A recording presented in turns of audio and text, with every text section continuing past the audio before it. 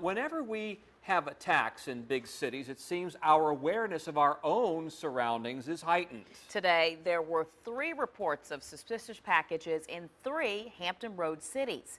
The first call came from Norfolk at about 6 this morning. Police found a suspicious backpack at the corner of Reservoir Avenue and Bond Street, right outside the gates of Norfolk State University. And 10 on your sides, Ann McNamara joins us from Norfolk now. And Ann, a lot of people on alert here and around the country. When we see big events like we did in Boston, it puts local police in a pretty tough situation. They have to balance public panic with public awareness. But today, these 3 calls were legitimate. They say citizens did the right thing. They called when they saw something unattended and something odd. And in Norfolk, the bomb squad had to detonate one of those bags. A controlled explosion in a Norfolk neighborhood started with something a resident saw early this morning.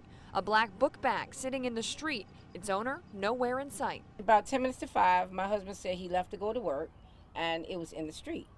Evidently somebody came by and picked it up and put it next to the pole. Carla Christian didn't think much of it until she saw a Norfolk State police officer looking at the bag. Somebody called him, he came out, he saw it, he drove up and asked me, did I see anybody leave it there? And I'm like, no. Norfolk State Police called City Police, who sent out the bomb squad to detonate the bag. A robot picked it up and shook it. Inside, police found some homework and a can of soup. Better safe than sorry, absolutely. The bag was one of 3 suspicious packages reported in Hampton Roads today. A bag at a Virginia Beach post office and a cardboard box in Chesapeake were also deemed safe. But the calls to police are proof people are being more cautious. The thing is, you don't want to, make that mistake, That's why we have law enforcement. That's why we have people who handle that type of thing. It's not for us to guess and, take chances. And while some say the heightened sense of their surroundings has a lot to do with the bombings in Boston, Mrs. Christian says she wasn't worried, not for a second. Well, it was overreacting because, it